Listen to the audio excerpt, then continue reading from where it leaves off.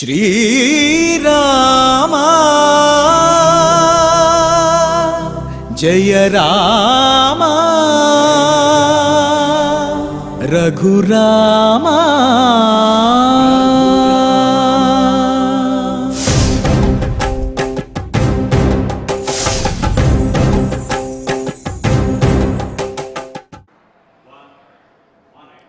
ओं नमो वेंकटेशाय।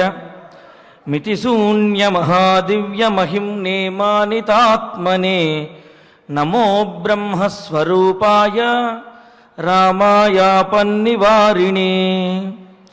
అమితమైనటువంటి మహాదివ్య మహిమలు కలిగినటువంటి వాడు, ఇన్ని మహిమలు కలిగి ఉండి కూడా కేవలము తాను మానవునిగానే తనను తాను భావించుకుని ఆత్మగౌరవంతో ఆత్మబలంతో తన పరాక్రమంతో ఘనకార్యములు సాధించి లోకపూజ్యుడైనటువంటి వాడు, పరంబ్రహ్మతత్వంగా సకల లోకములను కూడా పరిపాలించే ఆ శ్రీరామచంద్రమూర్తికి నమస్కరిస్తూ, తద్రూపాంతరుడైనటువంటి శ్రీనివాసుని యొక్క అనుగ్రహంతో భక్తులందరూ కూడా సకల సంపదలతోటి తులతూగాలి అని ఆకాంక్షిస్తూ తిరుమల తిరుపతి దేవస్థానం వారు స్వామివారి సమక్షంలో నిర్వహిస్తున్నటువంటి శ్రీమద్ రామాయణం బాలకాండ పారాయణ కార్యక్రమంలో నేటికి మనం 312వ రోజులో ప్రవేశించాము. మన బాలకాండ పారాయణ కార్యక్రమాన్ని ప్రారంభించుకుంటూ శ్రీ గురు ధ్యానపూర్వకంగా సమష్టిగా సత్సంకల్పం చేసుకుందాము. ఓం నమో వెంకటేశాయ. శ్రీ గురు ధ్యానం. గురుర్బ్రహ్మ గురుర్విష్ణు గురుర్దేవో మహేశ్వరః గురుః సాక్షాత్ పరం బ్రహ్మ తస్మై శ్రీ గురవే నమః. శ్రీనివాస ధ్యానం. శ్రీవేంకటాచలాధీశం శ్రియాధ్యాసితవక్షసం శ్రితచేతనమందారం శ్రీనివాసమహం భజే.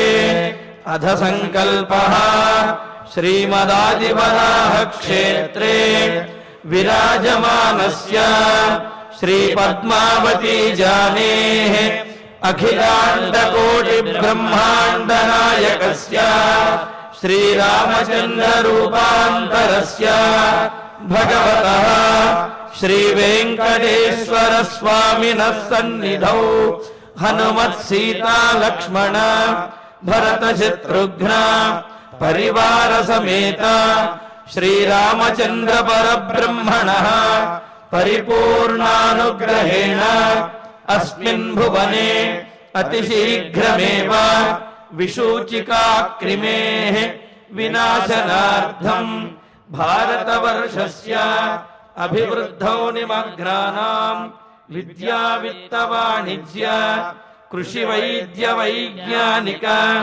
దేశరక్షణాదిరంగేషు విద్యమానానాం ఆస్తిక మహాజనానాం సర్వేషాం సకుటుంబానాం ఆయురారోగ్యైశ్వర్య సద్బుద్ధి ఇత్యాది సర్వశుభఫల ప్రాప్త్యర్థం తేషాం సర్వతోముఖాభివృద్ధి ద్వారా శ్రీరామరాజ్యస్య పునర్వ్యవస్థాపనార్థం అనూఢానాం శీఘ్రమేవ వివాహ సిద్ధ్యర్థం దంపతీనాం అనుకూల దాంపత్య సిద్ధ్యర్థం సంతానార్థినాం శీఘ్రమేవ సత్సంతాన ప్రాప్త్యర్థం తతః పితృదేవతా ప్రీత్యర్థం గో సంరక్షణార్థం చ సకల సంపత్ప్రదే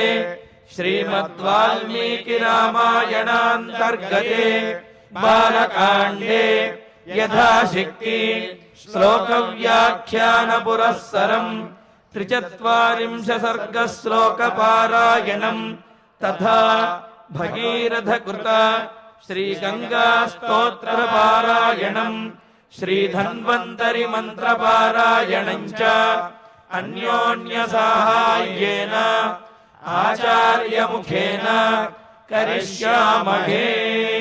శ్రీ వాల్మీకి ప్రార్థనా.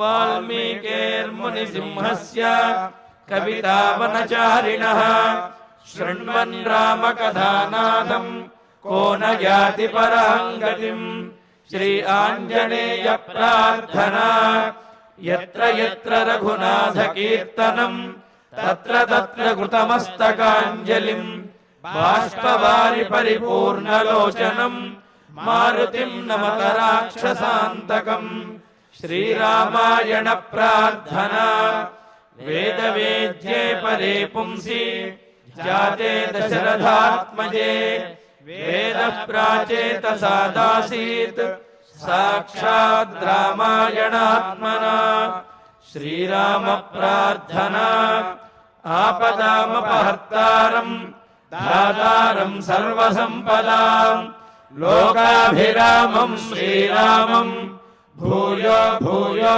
नमाम्यहम् श्रीरामचन्द्र परब्रह्मणे नमः। अथ श्रीमद् रामायणे बालकाण्डे 43 सर्गः। శ్రీ గురుభ్యో నమః. శ్రీ వెంకటేశ చరణౌ శరణం ప్రపద్యే. శ్రీరామాయ నమః. అనేన తోషితశ్చాభూత్ అత్యర్థం రఘునందన విససర్జ తతో గంగాం హరో బిందుసరః ప్రతి. పరమశివుడి వైపు దృష్టి తిప్పారు వాల్మీకి మహర్షి. పరమశివుడు లోపల చాలా సంబరపడిపోతున్నాడు. చాలా విచిత్రంగా చెప్తారు ఆ ప్రయోగాలన్నీ వాల్మీకికే చెల్లు. రఘునందన రామ అనేన అంటే దీని ద్వారా, దీని చేత అనర్థం. హరహ అత్యర్థం తోషితశ్చ పరమశివుడు చాలా సంతోషించాడు. అభూతు తతః అంటే సో దట్ అని అర్థం అన్నమాట. కాబట్టి ఆ శివుడు గంగాం బిందుసరః ప్రతి విససర్జ, ఆ గంగను కొద్దిగా విడిచిపెట్టాడు అని అన్నారు. ఇక్కడ ఉండే చమత్కారాలు ఏమి కాస్త గమనిద్దామా? ఇంతకుముందు ఏం జరిగింది? భగీరథుడు అలా ఎదురు చూస్తున్నాడు. గంగ పరవళ్ళు తొక్కుకుంటూ వచ్చి పడింది.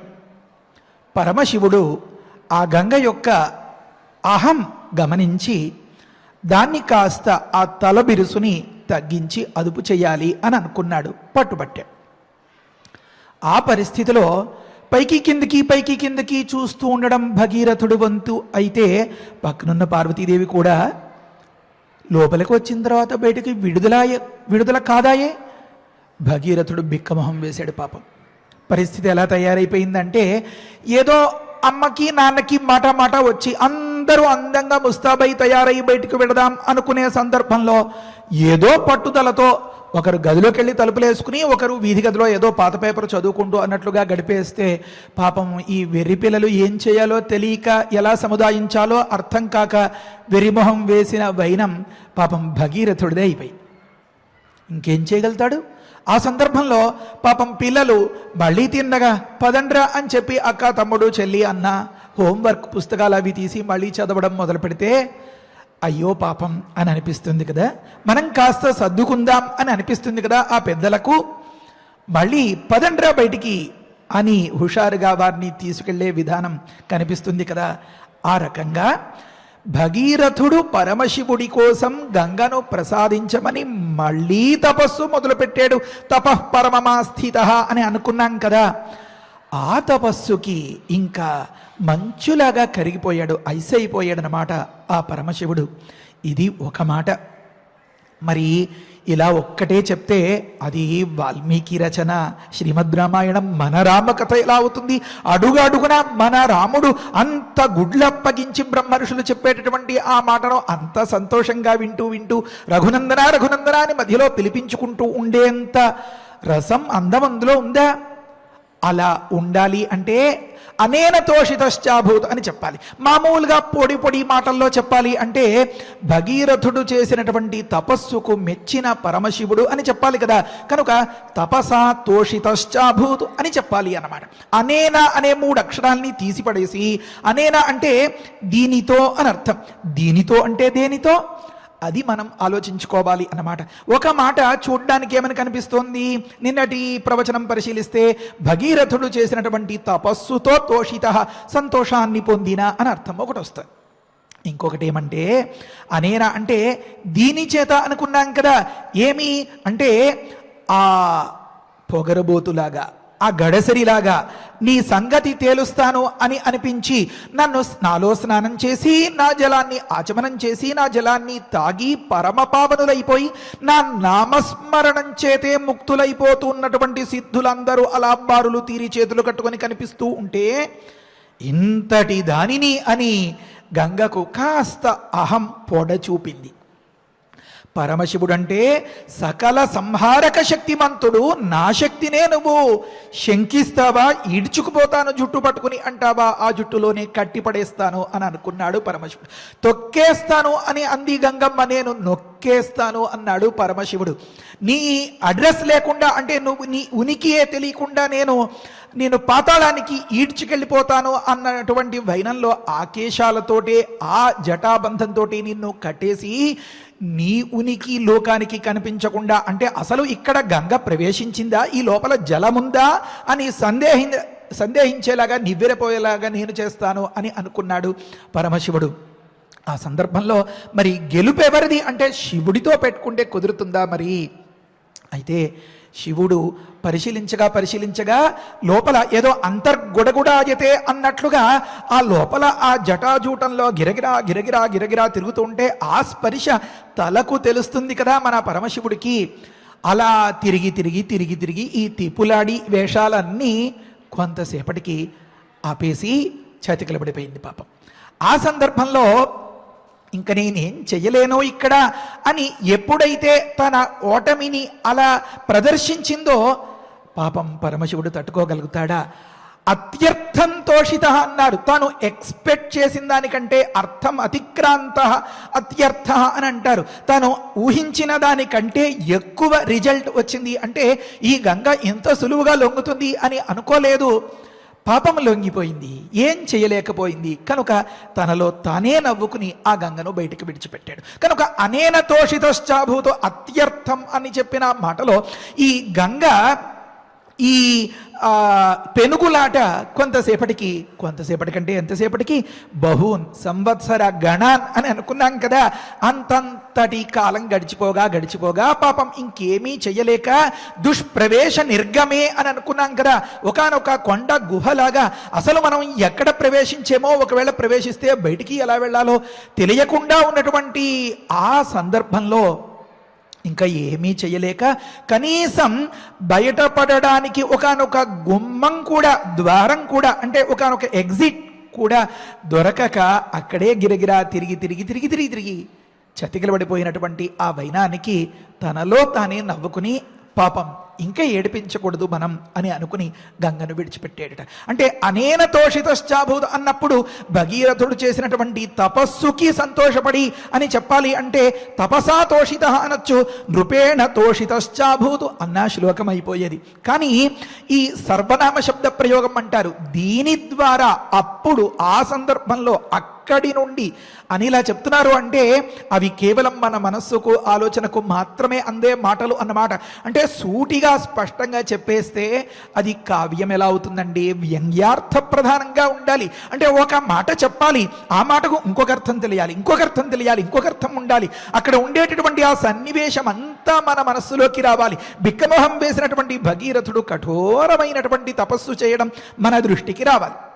అంతంత ఎగిరెగిరి పడినటువంటి ఆ గంగ చిట్ట చివరికి అన్నీ అణిగి సద్దుమణిగిన ఆ సందర్భం, లేకపోతే ఒకనొక మారాన్ చేసేటటువంటి పిల్లలు వారి వైనం ఎలా అయితే కొంతసేపటికి వేధవై నిద్రపోయాడు, ఇంకా లోపల అలజడి తగ్గింది, తలుపులు తీయండి అన్నారనుకోండి, ఆ సందర్భం అంత మన దృష్టికి రావాలి. అంటే అనేన తోషితశ్చాభూతు అని చెప్పాలి అన్నమాట. కనుక ఈ విధమైనటువంటి ఒకానొక చిన్నిపాటి ప్రాయశ్చిత్తం ద్వారా గంగలో ఉండేటటువంటి ఆ ఎగిరెగిరి పడేటటువంటి ఆ గడసరితనం అణిగిన సందర్భంలో తనలో తానే నవ్వుకున్నటువంటి గంగాధరుడుగా పేరు తెచ్చుకోవలసినటువంటి ఆ పరమశివుడు అన్నమాట. అంటే ఈ బంధనం బాధించకూడదు. ఈ బంధం అనుబంధంగా మారి ఇంతకుముందు మనం అనుకున్నట్లుగా శ్రీమన్మందకటాక్షలబ్ధ విభవ బ్రహ్మేంద్ర గంగాధరాం అన్నట్లుగా శ్రీ సూక్తం సైతం పరమశివుణ్ణి చంద్రశేఖరుడు అనో, లేకపోతే ఉమాపతి అనో, పార్వతీపతో, ఎన్ని పేర్లు లేవండి స్వామికి, త్రినేత్రుడు అనో చెప్పకూడదా? గంగాధరుడు అని చెప్పడంలో ఆంతర్యమేమి అంటే గంగను సైతం నెత్తిన ధరించిన అని చెప్పడం కదా. ఆ మాటను మనం గతంలో వివరించేసుకున్నాం. కనుక ఆ మాదిరిగా లోకంలో గంగాధరుడుగా పూజలు అందుకోవడం కోసం గంగను విడిచిపెట్టాడు. అయితే పరమశివుడి యొక్క ఆలోచన, పరమశివుడి యొక్క వెర్షన్ అంటారు కదా, వైఖరి ఇలాగే అని మనకి ఎలా తెలుస్తుంది అంటే, పరమశివుడు గంగను ఎక్కడ వహిస్తానన్నాడు, ఎక్కడ భరిస్తానను అన్నాడు. గంగకు ఒకానొక భరించేటటువంటి భర్త మాదిరిగా నిలవడానికి పరమశివుడు దేనిని తలపెట్టాడు అంటే తల పట్టి గంగను వహించాలి అని అనుకున్నాడు కదా. ఆ సందర్భంలో భగీరథుడు తలపెట్టిన పనికి పరమశివుడు తల పట్టాడు అని మనం అనుకున్నాం కదా. ఆ సందర్భంలో వాల్మీకి మహర్షి ఏమని చెప్పారు మనకి? ఆ గంగకు ఆ పరమశివుని యొక్క ఆ శిరస్సుని సంస్కృతంలో ఉత్తమాంగం అంటారు, మూర్ధ అంటారు. కొడుకు దగ్గర కోడలి గురించి పితురీలు చెప్పేటటువంటి అత్తగారు లేకపోతే బయట వాళ్ళ దగ్గర మాట్లాడేటప్పుడు నా కోడలు కొడుక్కి నెత్తి మీద దేవత అని కదా అంటూ ఉంటారు. అంటే అంతటి స్థానం కంటే వేరొక ఉన్నతమైన స్థానం ఏ ప్రియుడైనటువంటి భర్త బహుశా భావించడేమో. కనుకనే కదా మూర్ధానం పత్యురారోహ అని పెళ్లి మంత్రాలు, వేద మంత్రాలు చెప్తున్నాయి. కనుక పరమశివుడు ఎక్కడ భరిద్దామనుకున్నాడు అంటే ఈ ఉత్తమాంగం మీద పెట్టుకోవాలి అని అనుకున్నాడు. అక్కడ కూడా వర్ణిస్తారు మత్స్య పురాణంలో. అక్కడ ఏమనుందంటే, మామూలు వాళ్ళకి ఇదంతా సాధ్యం కాదు, ఇది యోగమాయ వల్ల, యోగ శక్తి వల్ల ఇది అంతా సంభవించింది. కనుక పరమశివుని యొక్క ఆ మహాశక్తి వల్ల ఇది సాధ్యమైంది అని అక్కడ చెప్తారనమాట. కనుక అంతటి మహాశక్తి సంపన్నుడే కనుక మన పరమశివుడు ఆయన ఏ దోసిట పట్టకూడదా? లేకపోతే ఒకానొక తన చేతిలో ఉండేటటువంటి ఆ భిక్షాపాత్రమో ఏదో పట్టకూడదా? క్షణం.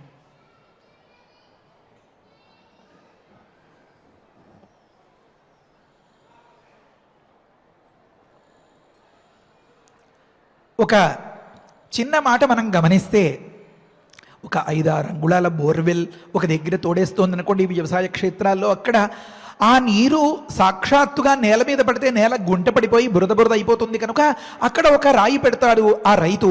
ఆ రాతి మీద పడినటువంటి నీరు చెదిరిపోకుండా జాగ్రత్తగా అలా కాలువల ద్వారా వెళ్ళిపోతుంది. రాతిని చెదరగొట్టలేదు కదా ఆ నీటి వేగం, ప్రవాహం. అలా స్వామి భిక్షాపాత్ర అలా పెడితే ఆ నీటినంతా ఉంచేసుకోవాలి అని అనుకున్నాడా? కాదు కదా. లోకానికి అప్పచెప్పడమే ఆ పరమశివుని యొక్క అంతరంగం కదా. మరి భిక్షాపాత్ర పడితే అందులో పట్టి అలా కిందికి అది వెళ్ళిపోయేది కదా. కాదు. గంగ పట్ల ఉండేటటువంటి ఆ పరమశివుడికి ఉండేటటువంటి అభిప్రాయం 2 విధాలు. ఒకటి, స్త్రీమూర్తిని మనం భరించాల్సినటువంటి సందర్భంలో ఉంచుకోవలసినటువంటి చోటు ఇది అని, ఇక్కడ ఉంచుకున్నటువంటి ఆ సందర్భంలో ఎక్కి తొక్కేలా ఉండకూడదు, ఎంతో అనుకూలంగా ఉండాలి అని మనకి నేర్పించడం ఒక అంశం. మరొక అంశం ఏమి అంటే, శ్రీమద్భాగవతాన్ని పరిశీలిస్తే మనకి తెలిసినటువంటి మాట, మనం ఇప్పుడు చదువుకుంటూ ఉండేటటువంటి ఈ భగీరథ స్తోత్రంలో ఎలా అయితే అఖిలాండ కోటి బ్రహ్మాండములకు ఆవల సకల సృష్టికి ముందుగా ఒకానొక మూలమైనటువంటి ఎలిమెంటుగా, ఒకానొక వనరుగా ఆవిర్భవించినటువంటి ఏ జలమైతే ఉందో అధికంగా అది అంతటా వ్యాపించి ఉంది. విష్ణు పాదస్పర్శ చేత ఆ బ్రహ్మాండము యొక్క పైకప్పు చిన్నపాటి ద్వారం ఏర్పడగా అక్కడి నుంచి బిలబిల అంటూ లోపలికి వచ్చింది అని మనం గతంలో అనుకున్నాం కదా. కనుక విష్ణు పాదోద్భవం కనుక ఆ పరమ పవిత్రమైనటువంటి పావన గంగను నేను దోసిట పట్టి భిక్షాపాత్రలో పట్టి అవమానిస్తానా? నేను నిరంతరం కొలుచుకునేటటువంటి నా స్వామి పాద జలాన్ని నేను ఇక్కడ కదా వహిస్తాను అని అనుకున్నట్ట పరమశివుడు. అందుకని నెత్తిన పెట్టుకున్నాడు.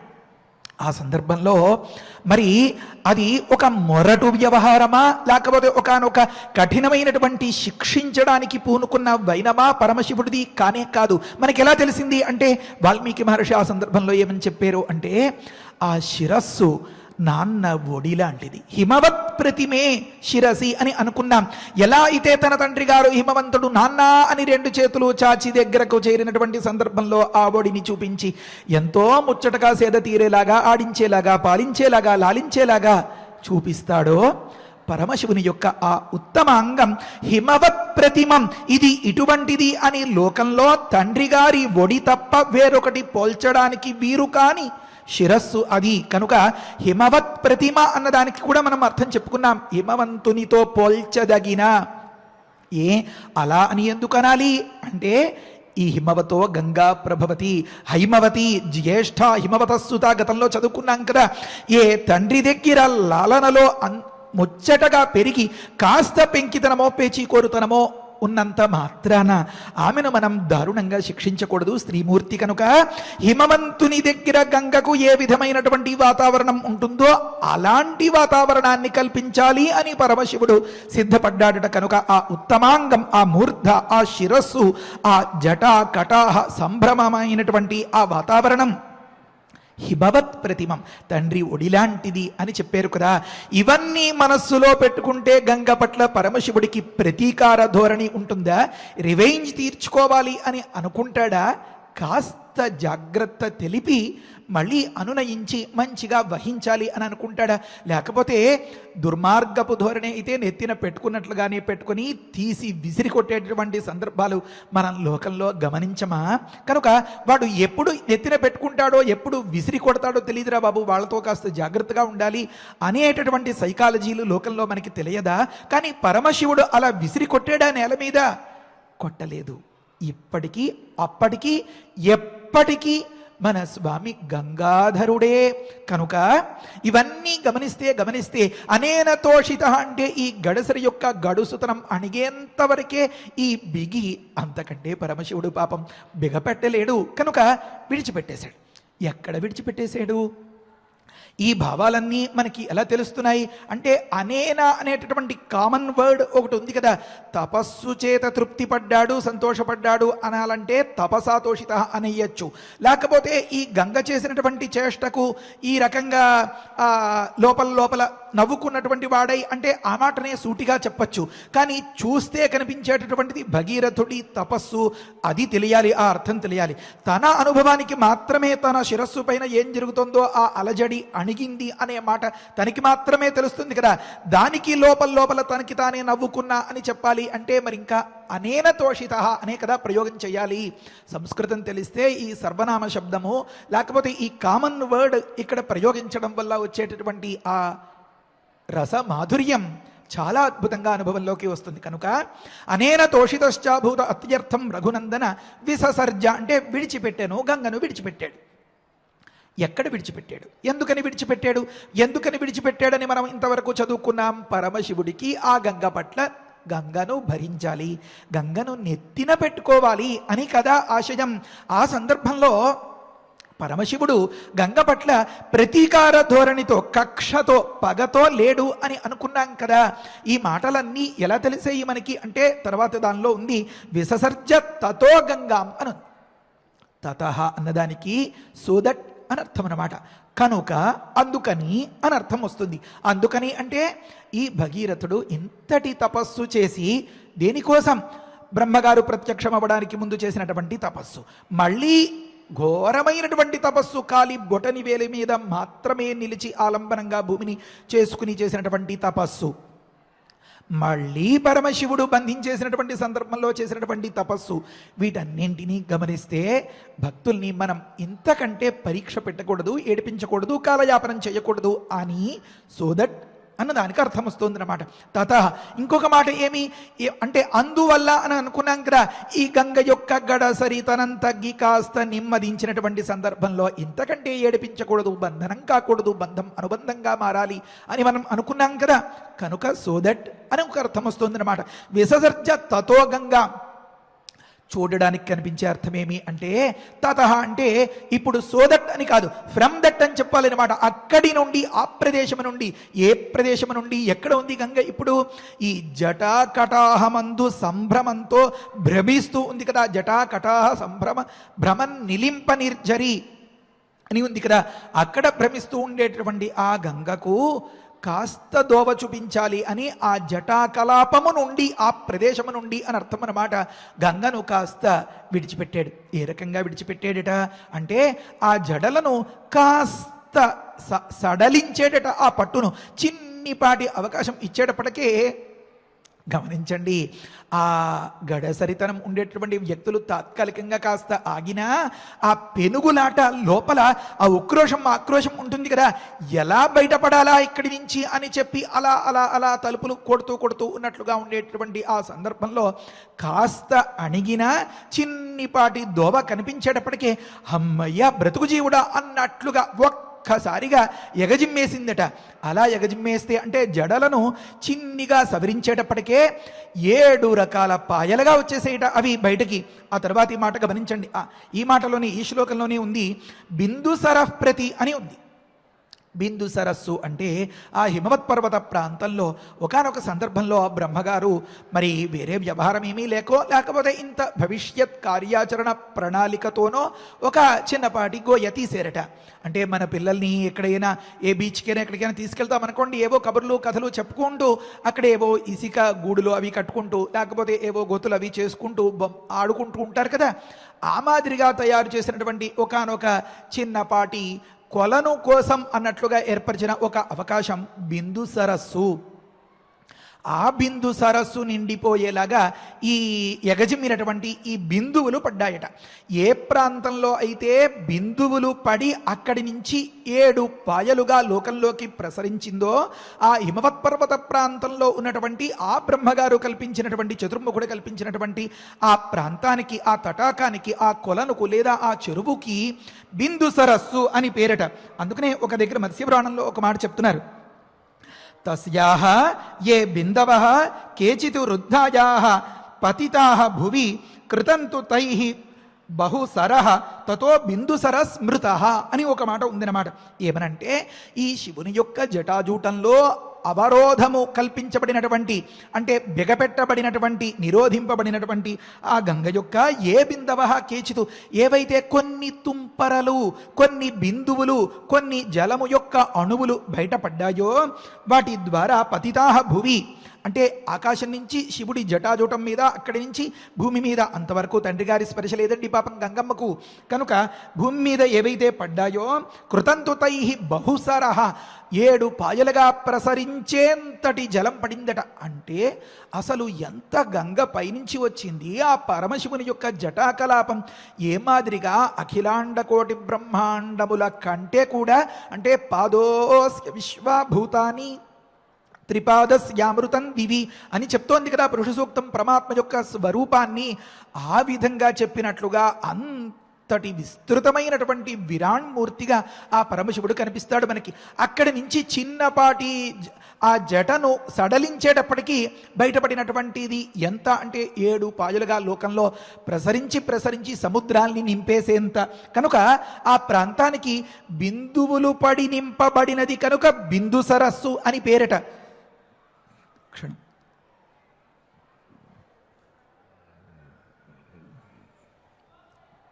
కనుక వాల్మీకి మహర్షి ఏం చెప్తున్నారంటే విససర్జ తతో గంగాం హరః బిందు సరః ప్రతి అని అన్నారన్నమాట.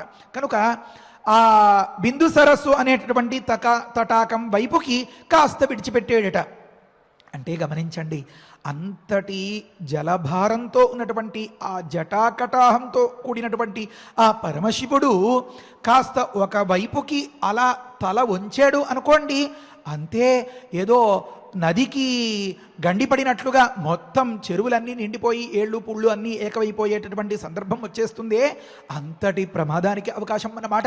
కనుక స్వామి కాస్త చుట్టూతా పరిశీలించి ఇక్కడ ఒక చిన్నపాటి గొయ్య ఉంది, దీనిలోకి మనం కాసిని బిందువులు విడిచిపెడదాం ప్రస్తుతం అవసరం తీరడానికి అన్నట్లుగా విడిచిపెట్టాడు ఒకవైపుకి. బహుశా అది తూర్పు ప్రాంతం అయి ఉంటుంది ఆ పరమశివుడు ఉండేటటువంటి సందర్భానికి. అక్కడి నుంచి వ్యతిరేక దిశలో ఆ గంగ అలా అలా 7 పాయలుగా ప్రవహించింది అని తరువాతి శ్లోకాల్లో మనకి తెలుస్తోంది.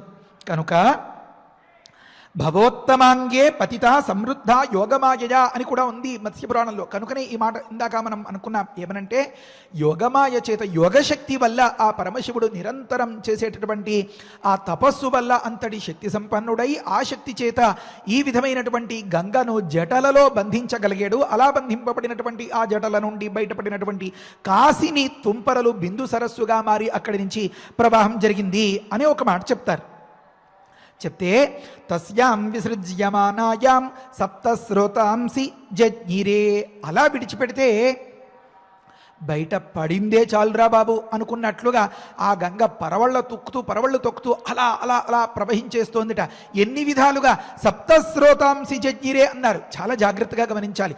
మనం ఏదైనా ఒక దగ్గర పెట్టుకున్న, ఉదాహరణకి ఒక మామిడి పండు ఉదాహరణమే అనుకోండి, దాన్ని గట్టిగా నొక్కేసామనుకోండి, ఎక్కడి నుంచి లూజు ఉందో అక్కడి నుంచి బయటపడుతుంది. అది 3గా 4గా 5గా ఎగచిమ్మేటటువంటి సందర్భాలు ఉంటాయి. ఇప్పుడు ఈ పరమశివుని జటాకలాపంలో బంధింపబడి నలిగిపోతున్నటువంటి ఈ గంగ బయట పడితేనే చాలురా బాబు అనేటటువంటి సందర్భంలో కాస్త సడలించినటువంటి ఆ జటాజూటం మధ్యలో ఏ చిన్నిపాటి అవకాశాన్నో తీసుకుని బయటపడాలి అనేటటువంటి తపన కొద్దీ ఒక్కసారిగా ఉరికేసినట్లుగా బయటపడింది. కనుక 7గా అది ఏర్పడ్డాయి అన్నమాట. 7 ధారలుగా ఏర్పడ్డాయి అన్నమాట అవి. లేకపోతే అంతా ఒక ట్యాప్ విప్పినట్లుగా ఒకే ధారగా మొత్తం అంతా రావచ్చుగా, ఒక నది ప్రవహించినట్లుగా ఒక మహానదిగా ఉండొచ్చుగా. 7గా ఉండడం ఎందుకు అంటే ఆ లోపల ఆ బిగి తట్టుకోలేక సందు దొరికితే బయటపడాలి అనేటటువంటి ఆ తీవ్రమైనటువంటి ప్రయత్నంలో 7గా ఎగజిమ్మేసింది అన్నమాట అది. కనుక తస్యాం విసృజ్యమానాయాం, ఆ గంగను ఆ జటాజూటాన్ని సడలించి విడిచిపెట్టేటటువంటి సందర్భంలో సప్త స్రోతాంసి జజ్ఞిరే, 7 వేగవంతములైనటువంటి ప్రవాహములతో కూడినటువంటి నదులు ఏర్పడ్డాయి అని అన్నారు. ఏమవి అంటే లాదిని పావని చైవ నళినీ చ తథా పర తిస్రః ప్రాచీన్ దిశం జగ్ముః గంగా శివజలా శుభా. అందులో ఒక పాయ లాదిని అనే పేరుతో పిలువబడుతోందట, మరొకటి పావని అనే పేరుతో, మరొకటి నళిని అనే పేరుతో. ఇవన్నీ శివజలములు తలచినంత మాత్రం చేత పరమ మంగళకరములైనటువంటి శుభ ఫలితాల్ని ప్రసారించేటటువంటి నీరు. శుభా తిస్రః గంగా ప్రాచీన్ దిశం జగ్ముః, ఈ విధమైనటువంటి 3 పాయలు గంగ యొక్క స్వరూపములు తూర్పు దిక్కుకి ప్రవహించాయి, ప్రసరించాయి అని అన్నారన్నమాట. త్రిపథగ గురించి చెప్పమన్నారు కదా, ఇది ఒక ఆంతర్యం. ఆ తర్వాత సుచక్షుశ్చైవ సీతా చ సింధుశ్చైవ మహానది తిస్రస్వేతా దిశం జగ్ముః ప్రతీచీంతు శుభోదకా. మరికొన్ని పావనములైనటువంటి మంగళకరములైనటువంటి నదీ రూపంగా ఉన్నటువంటి స్వరూపములు సుచక్షుస్సు అని ఒకటి, సీత అని ఒకటి, తర్వాత సింధు అని ఒకటి, ఇవి శుభోదకములై పడమర దిక్కుకు పయనం చేశాయి అని అన్నారు. ఇప్పుడు తూర్పు దిక్కుకి కొన్ని అని అనుకున్నాం కదా, తిస్రః ప్రాచీన్. ఇప్పుడు పడమర దిక్కుకి కొన్ని అని అనుకున్నాం కదా, ఉత్తరాన హిమాలయాలు కదా, ఇంకా అటువైపు ప్రయాణం చేయడానికి అవకాశం లేదు, ఇంకా దక్షిణం వైపు ఒక దిక్కు మిగిలింది. కనుక సప్తమీచ అన్వగాత్తాసాం భగీరథం అథో నృపం, 7వ పాయ భగీరథుని వెంట దక్షిణం వైపుకి ప్రయాణం మొదలుపెట్టిందట. మరి ఆ తదుపరి అంశాన్ని మరుసటి ప్రవచనంలో విందాం మనం. దశపాపములు అంటే కూడా ఒకసారి మనం వివరించుకోవాలి, సమయానుసారంగా చెప్పుకుందాం. భగీరథ కృత ఆ స్తోత్రం చదువుకోవడం పరమ ముఖ్యం కనుక దాన్ని తలచినంత మాత్రం చేత కోటి జన్మలలో చేసినటువంటి మహాపాపాలు అన్నీ పోతాయి. కనుక రాబోయేది దశపాపహర దశమి కనుక మన పాపాలన్నీ పోయి మనం సుఖంగా ఉండాలి అని మన రామచంద్రమూర్తి సంకల్పం. కనుక ఆ రామచంద్రమూర్తి శ్రద్ధని, భక్తిని, ఏకాగ్రతని, విశ్వాసాన్ని ప్రసాదించి ఆ స్తోత్రాన్ని పఠింపచేసి మనల్ని అందరినీ కూడా పావనుల్ని చేయాలి అని హరయే నమః. స్వస్తి. పారాయణ చేసుకుందాము. అనేన తోషితశ్చాభూత్ అత్యర్థం రఘునందన విససర్జ తతో గంగాం హరః బిందుసరః ప్రతి తస్యాం విసృజ్యమానాయాం సప్తశ్రోతాంసి జజ్ఞిరే ఆదిని పావని చైవ నళినీ చ తథా పరా తిస్రః ప్రాచీం తిస్రః ప్రాచీం దిశం జగ్ముః దిశం జగ్ముః గంగాః గంగాః శివజలాః శుభాః శివజలాః శుభాః సుచక్షుశ్చైవ సుచక్షుశ్చైవ సీతా చ సీతా చ సింధుశ్చైవ సింధుశ్చైవ మహానదీ మహానదీ తిస్రః తిస్రః శ్వేతాః శ్వేతాః దిశం జగ్ముః దిశం జగ్ముః ప్రతీచీन्तు ప్రతీచీन्तు శుభోదకాః శుభోదకాః తిస్రస్త్వేతాః తిస్రస్త్వేతాః దిశం జగ్ముః దిశం జగ్ముః ప్రతీచీन्तు ప్రతీచీन्तు శుభోదకాః శుభోదకాః సప్తమీ చ సప్తమీ చ అన్వగాత్తాసాం అన్వగాత్తాసాం భగీరథం భగీరథం అధో నృపం అధో నృపం ఇత్యార్షే ఇత్యార్షే శ్రీమద్ రామాయణే శ్రీమద్ రామాయణే బాలకాండే బాలకాండే చత్వారింశే సర్గే త్రిచత్వారింశే సర్గే పంచశ్లోకాః పంచశ్లోకాః రసరమ్యమైనటువంటి రామాయణ ప్రవచనంలో భగీరథుని యొక్క ఆ తపస్సు ఫలించినట్లుగా శివుని యొక్క శిరస్సున అవతరించిన గంగానది ఆ శివుని జటాజుటములలో బంధింపబడింది. మరి మరలా సమస్య మొదటికి వచ్చింది అని భగీరథుడు మరలా తపస్సు చేయడం ప్రారంభించాడు. అయితే ఆ శివుని శిరస్సున పడినటువంటి గంగానది యొక్క గర్వము అణిగినది. అలాగే ఆ గంగానది కోసము భగీరథుడు మరలా తపస్సు చేస్తూ ఉన్నాడు. ఈ విధంగా ఆ గంగానది యొక్క గర్వము అణగటము, అదేవిధంగా భగీరథుడు తపస్సు చేయటము, వీటి ద్వారా ఆనందించినటువంటి పరమేశ్వరుడు తన శిరస్సు నుండి మెల్లగా గంగానదిని హిమాలయాల్లో ఉన్నటువంటి బిందు సరస్సులో విడిచిపెట్టాడు. మరి ఆ బిందు సరస్సులో పడినటువంటి గంగానది 7 పాయలుగా చీలి ప్రవహించింది. 3 పాయలు తూర్పు దిక్కుకి, 3 పాయలు పశ్చిమ దిక్కుకి ప్రవహించాయి. మరి ఒక పాయ, ఒక నది భగీరథుణ్ణి అనుసరించి వెళ్ళిందిట. మరి ఆ విధంగా భగీరథుణ్ణి అనుసరించినటువంటి గంగ ఏ విధంగా పాతాళమునకు చేరింది, మధ్యలో జరిగినటువంటి సన్నివేశాలు ఏమిటి అనే విషయాన్ని తరువాతి ప్రవచనంలో మనం తెలుసుకుందాము. ఇక ఇప్పుడు ఫలశ్రుతిని మనందరము కలిసి పారాయణ చేద్దాము. ఫలశ్రుతి కుటుంబ వృద్ధిం ధనధాన్య వృద్ధిం స్త్రియశ్చ ముఖ్యా సుఖముత్తమం చ శ్రుత్వా శుభం కావ్యమిదం మహార్థం ప్రాప్నోతి సర్వాం భువిచార్థ సిద్ధిం. శ్రీరామచంద్ర పరబ్రహ్మణే నమః.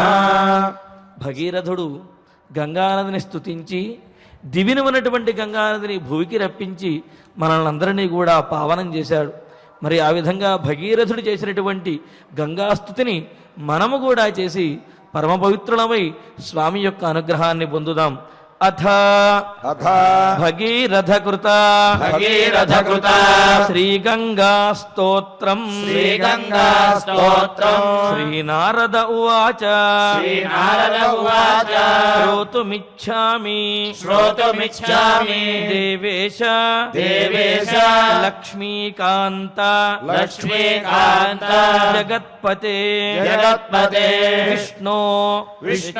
విష్ణుపతి స్తోత్రం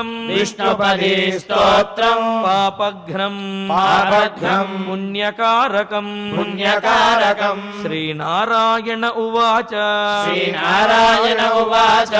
శృణు నారద వక్ష్యామి పాపఘ్నం పుణ్యకారకం శివ సంగీత సమ్ముగ్ధ శ్రీకృష్ణాంగ సముద్భవాం రాధాంగద్రవ సంయుక్తాం తాం గంగాం ప్రణమామ్యహం యజ్జన్మ సృష్టేరాదౌ చ గోలోకే రాసమండలే సన్నిధానే శంకరస్య తాం గంగాం ప్రణమామ్యహం प्रणमाम्यहम् गोपैः गोपैः गोपीभिराकीर्णे गोपीभिराकीर्णे शुभे शुभे राधा महोत्सवे राधा महोत्सवे कार्तिकी कार्तिकी पूर्णिमायाञ्च पूर्णिमायाञ्च कार्तिकी पूर्णिमायाञ्च कार्तिकी पूर्णिमायाञ्च तां गङ्गां प्रणमाम्यहम् तां गङ्गां प्रणमाम्यहम् कोटियोजनविस्तीर्णा कोटियोजनविस्तीर्णा दैर्घ्ये दैर्घ्ये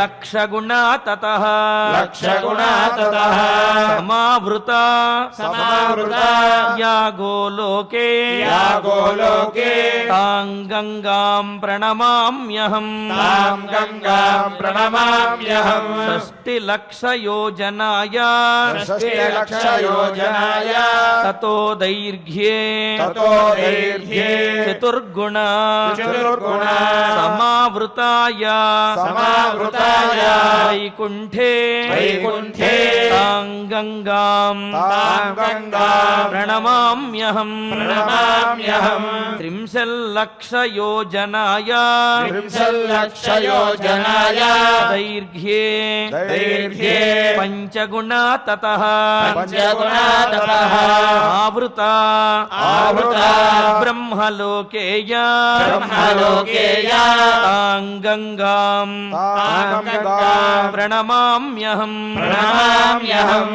त्रिंशल्लक्षयोजनाय त्रिंशल्लक्षयोजनाय दैर्घ्ये दैर्घ्ये चतुर्गुणा ततः चतुर्गुणा ततः आवृता आवृता शिवलोकेय शिवलोकेय तां गङ्गां प्रणमाम्यहम् तां गङ्गां प्रणमाम्यहम् लक्षयोजनविस्तीर्णा लक्षयोजनविस्तीर्णा दैर्घ्ये दैर्घ्ये सप्तगुणा ततः सप्तगुणा ततः आवृता आवृता ध्रुवलोकेय ध्रुवलोकेय तां गङ्गां तां गङ्गां प्रणमाम्यहम् प्रणमाम्यहम् लक्षयोजनविस्तीर्णा लक्षयोजनविस्तीर्णा दैर्घ्ये दैर्घ्ये पञ्चगुणा ततः पञ्चगुणा ततः आवृता आवृता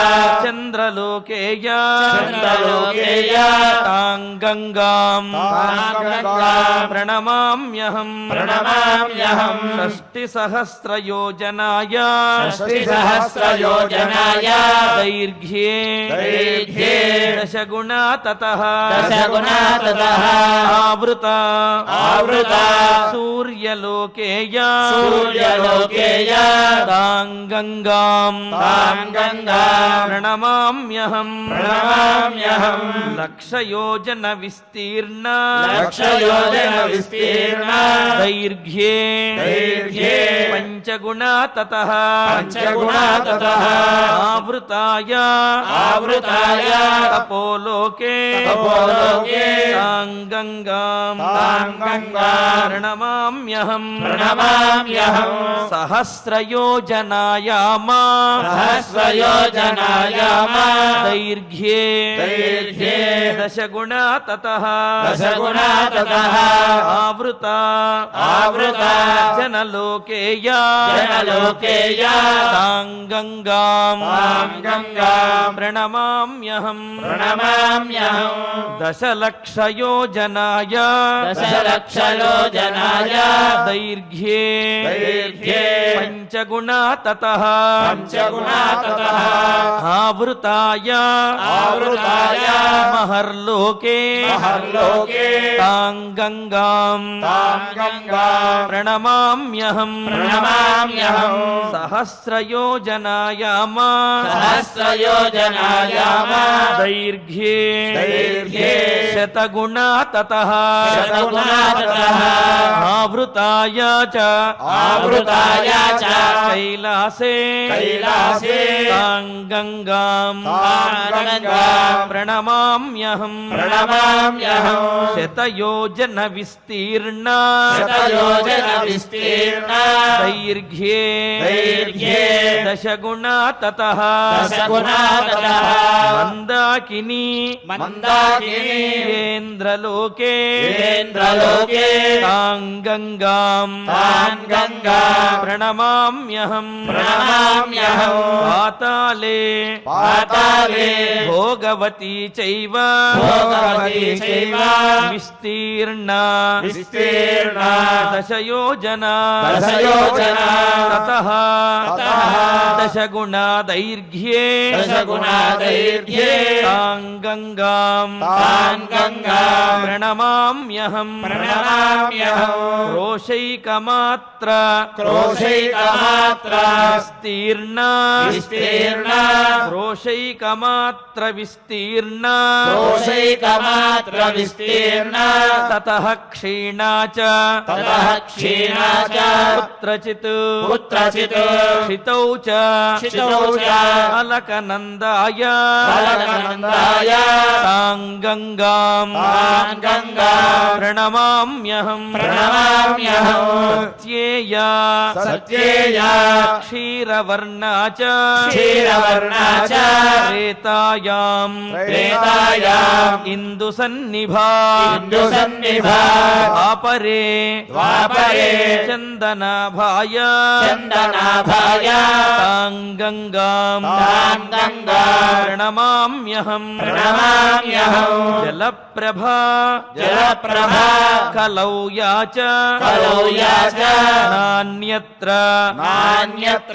पृथिवीतले स्वर्गे च नित्यं क्षीराभा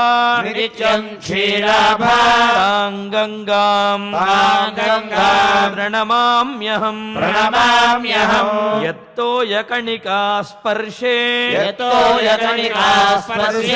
पापिनां ज्ञानसम्भवः ब्रह्महत्यादिकम् पापम् कोटिजन्मार्जितम् दहेत् इत्येवम् कथिता ब्रह्मन्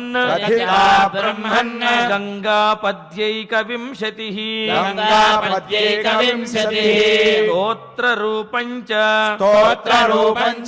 परमम् पापघ्नम् पुण्यजीवनम् नित्यं यो हि पठेद्भक्त्या सम्पूज्य च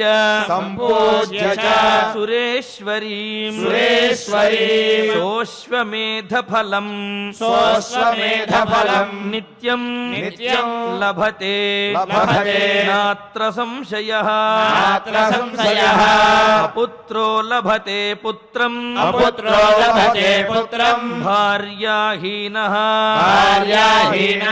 लभेत् स्त्रियम् रोगात् प्रमुच्यते रोगी बन्धान्मुक्तो भवेत् ध्रुवम् अस्पष्टकीर्तिः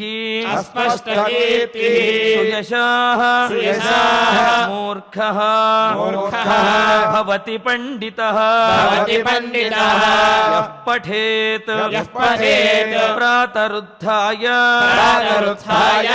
गङ्गास्तोत्रम् इदं शुभम् शुभं भवेच्च दुःस्वप्ने गङ्गास्नानफलम् लभेत् श्रीनारायण उवाच स्तोत्रेणानेन गङ्गाञ्च स्तुत्वा चैव भगीरथीम् భగీరథः భగీరథः జగామతాం జగామతాం గృహీత్వా చ యత్ర నష్టాశ్చ సాగరాః వైకుంఠంతే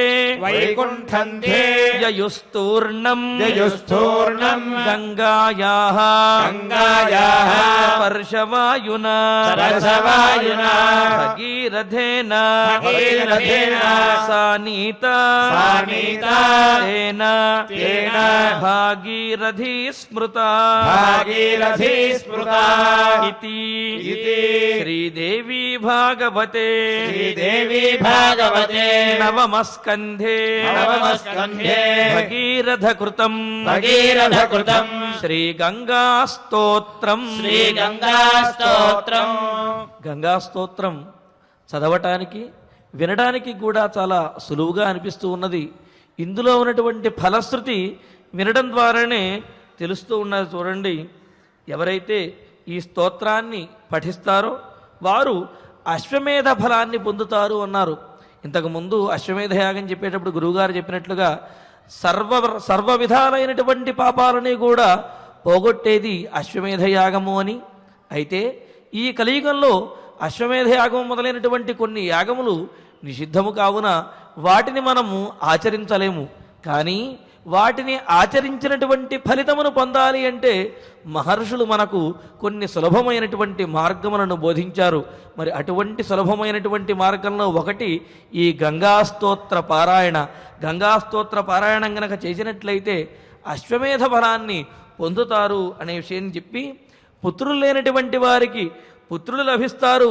అదేవిధంగా వివాహం కోసం పరితపించే వారికి, అంటే యుక్త వయస్సు వచ్చి వివాహం కానిటువంటి వారు ఎవరైతే ఉంటారో వారికి ప్రియమైనటువంటి భార్య, అంటే ప్రియాం లభేతు స్త్రియం లభేతు అన్నట్లుగా ప్రియమైనటువంటి స్త్రీ భార్యగా లభిస్తుంది అని మనకు పెద్దలు తెలియజేశారు. ఈ విధంగా అనేకమైనటువంటి విశేషాలు కలిగినటువంటిది గంగా స్తోత్రం. ఇందులో ఉన్న మరిన్ని విశేషాలను మరలా మనం తెలుసుకుందాము. ఇక ఇప్పుడు ధన్వంతరి ధ్యానం నుండి మంగళాంతం వరకు మనందరము కలిసి పారాయణ చేద్దాము. అథ ధన్వంతరి ధ్యానం అచ్యుతానంత గోవింద విష్ణో నారాయణామృత రోగాన్మేనాశయాశేషాన్ ఆశు ధన్వంతరే హరే ఆరోగ్యం దీర్ఘమాయుష్యం బలం తేజోధియం శ్రియం స్వభక్తేభ్యో న గృహంతం వందే ధన్వంతరిం హరిం ధన్వంతరేరిమం శ్లోకం భక్త్యా నిత్యం పఠంతి యే అనారోగ్యం న తేషాం స్యాత్ సుఖం జీవంతి తే చిరం. ఓం నమో భగవతే వాసుదేవాయ ధన్వంతరయే అమృతకలశహస్తాయ వజ్రజలౌకహస్తాయ సర్వామయ వినాశనాయ త్రైలోక్యనాథాయ మహావిష్ణవే స్వాహా. ఓం వాసుదేవాయ విద్మహే సుధాహస్తాయ ధీమహి తన్నో ధన్వంతరి ప్రచోదయాత్. అధనవగ్రహ ప్రార్థనా ఆరోగ్యం పద్మబంధుర్వితరతు నితరాం సంపదం సీతరశ్మిః భూలాభం భూమిపుత్రః సకలగుణయుతాం వాగ్విభూతిం చ సౌమ్యః సౌభాగ్యం దేవమంత్రి రిపుభయశమనం భార్గవః శౌర్యమార్కిః దీర్ఘాయుః సైంహికేయః విపులతరయశః కేతుః ఆచంద్రతారం అరిష్టాని ప్రణశ్యంతు దురితాని భయాని చ శాంతిరస్తు శుభం మేస్తు గ్రహాః కుర్వంతు మంగళం. అధ క్షమా ప్రార్థనా యదక్షరపదభ్రష్టం మాత్రాహీనం చ యద్భవేత్ తత్సర్వం క్షమ్యతాం దేవ నారాయణ నమోస్తుతే. అథ భగవత్ సమర్పణం కాయేన వాచా మనసేంద్రియైర్వా బుద్ధ్యాత్మనా వా ప్రకృతే స్వభావాత్ కరోమి యద్యత్ సకలం పరస్మై నారాయణాయేతి సమర్పయామి. अथ मङ्गलम् श्रियः कान्ताय कल्याणनिधये निधयेऽर्थिनाम् श्रीवेङ्कटनिवासाय श्रीनिवासाय मङ्गलम्।